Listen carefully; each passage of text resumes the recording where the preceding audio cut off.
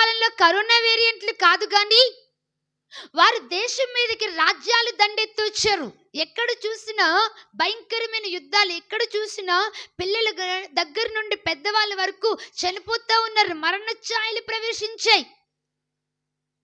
మరణం అనేది వెలుగుకు సూచన కాదు, మరణం అనేది చీకటికి సూచన, మరణం అనేది భయంకరమైనది. అందుకే చీకటిలో నడుచు జనులు గొప్ప వెలుగును చూచుచున్నారు. మరణ ఛాయ గల దేశ నివాసుల మీద వెలుగు ప్రకాశించును. దేవునికి స్తోత్రం కలుగును గాక. హల్లెలూయా.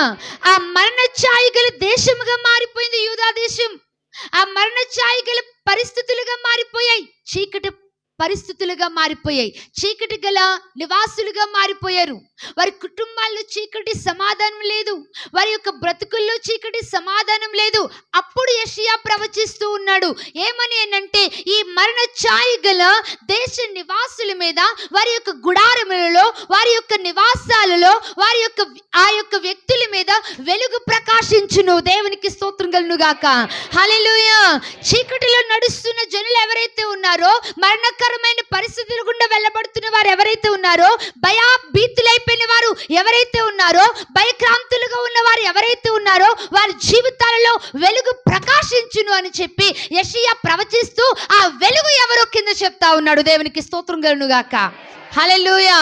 ఏలయనగా మనకు శిశువు పుట్టెను, మనకు కుమారుడు అనుగ్రహింపబడెను, ఆయన భుజముల మీద రాజ్యభారం ఉండెను.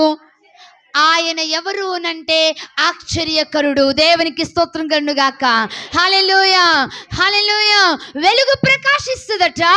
ఆ వెలుగు ఎవరు అనేది అక్కడ మాట్లాడుతూ ఉన్నాడు యెషయా ప్రవక్త. ఆ వెలుగు ప్రకాశిస్తుంది. ఆ వెలుగు ఎలా వస్తుందనంటే, లోకంలోనికి వెలుగుగా ఆయన వచ్చాడు కదండి. ఆయన అంటాడు, నేను లోకమునకు వెలుగై ఉన్నాను. ఆ వెలుగు ఎవరు అంటే, శిశువుగా పుడతాడయా, కన్యమేరీ గర్భాన్ని పుడతాడయా అని ఆయన ప్రవచిస్తూ, ఆయన భుజముల మీద రాజ్యభారం ఉంటుంది. ఆయన ఎవరు అనంటే ఆశ్చర్యకరుడు. దేవునికి స్తోత్రం కలుగును గాక.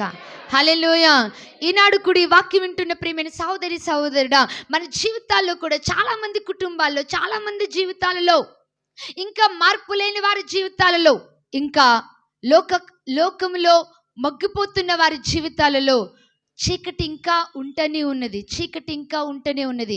ఆ చీకటి మరణ ఛాయల గుండా వారు వెళ్ళబడుతూ ఉన్నారు. సాతానుడు చీకటిలోనికి వారు నడిపిస్తూ ఉన్నాడు.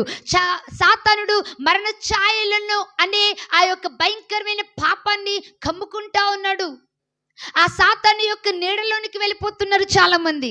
సాతాను యొక్క బందీకాలంలోకి వెళ్ళిపోతా ఉన్నారు. ఆ సాతానుడు మరణ ఛాయల గుండా వారు నడిపిస్తూ ఉన్నాడు. వారికి తెలియకనే నిత్య నరకానికి, నిత్య మరణానికి వారు వెళ్ళిపోతా ఉన్నారు. ఆ నిత్య నరకం నుండి, నిత్య మరణం నుండి మనకి దేవుడు ఎలా వచ్చాడనంటే, వారిని తప్పించడానికి, మన జీవితాల్లో వెలుగు నింపడానికి ఆశ్చర్యకరుడుగా ఈ లోకానికి వచ్చి ఉన్నాడు. దేవునికి స్తోత్రం కలుగును గాక. హల్లెలూయా.